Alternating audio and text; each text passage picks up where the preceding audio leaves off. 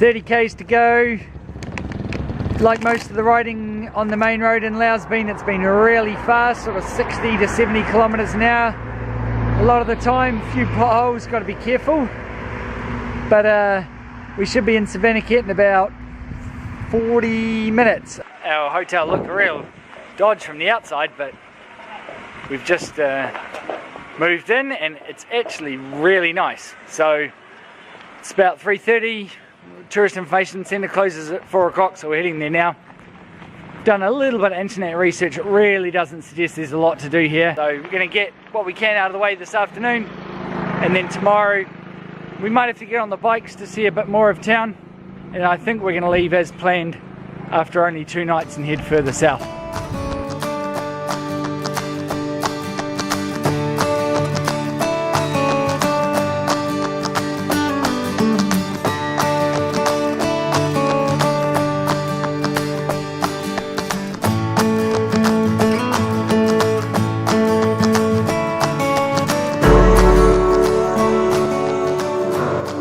After a wander through town, we headed straight for the night market.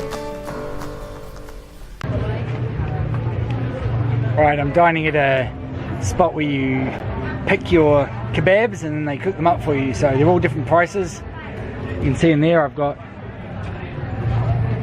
some mushrooms, got some meat, got some tofu, got some more meat.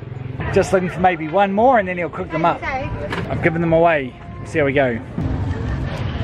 I've joined the queue.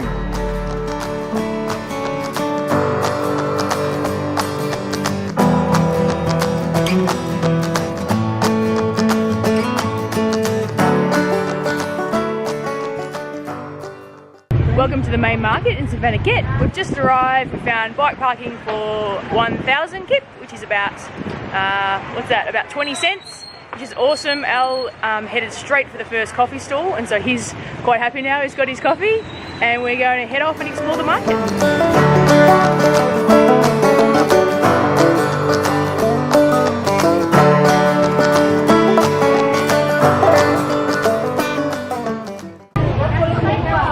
Our Lao market's pretty typically set up with all the fresh fruit and meat near the back off the road.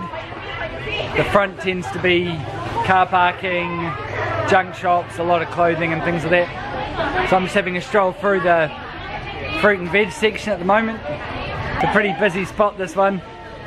Even though it's about 10:30 in the morning, it's quite lively.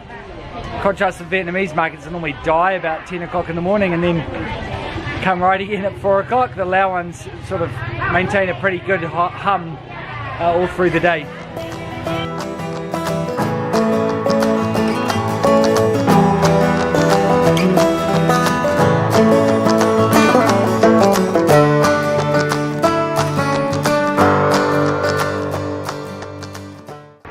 Savannakhet is one of the first towns outside of the really touristy spots where we've seen some actual tourist directions. The information centre was pretty terrible, but we've got to encourage behaviour like this, so we're going to go check out the museum, the post office and Old Town.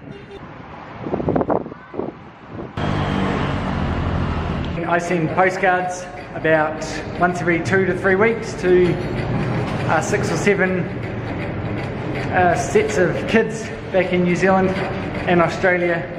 The harbour, you've got to find some stamps, quite expensive in Laos, not so bad in Vietnam. And of course no one ever speaks English at the post office, but we get by.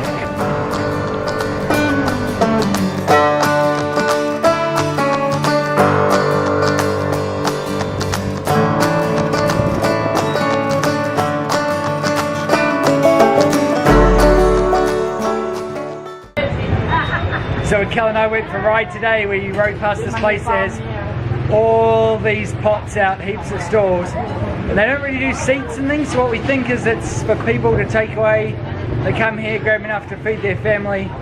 It's really busy, tons of curries, heaps of great looking food, so we're gonna go back to our hotel and beg a couple of bowls and some chopsticks and forks and see if they'll let us eat in our room.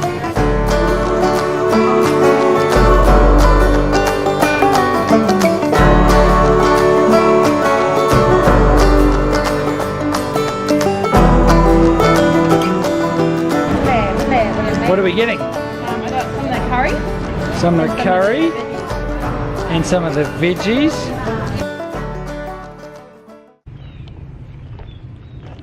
So Cal and I are here at the That Ing temple or stupa on the outskirts of Savannakhet. It's about a 14-kilometre ride from town. We've been dodging the rain showers all day.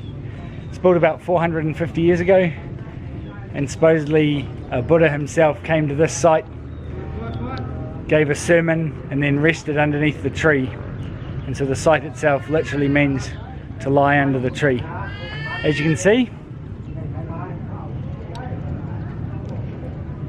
it's quite attractive. Very peaceful out here. Lovely excuse for a ride.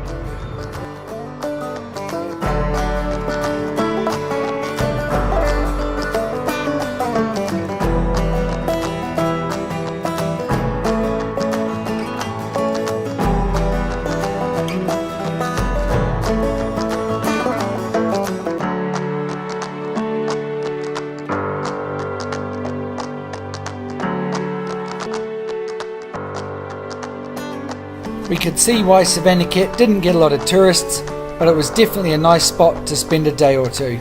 Next stop, Paxi.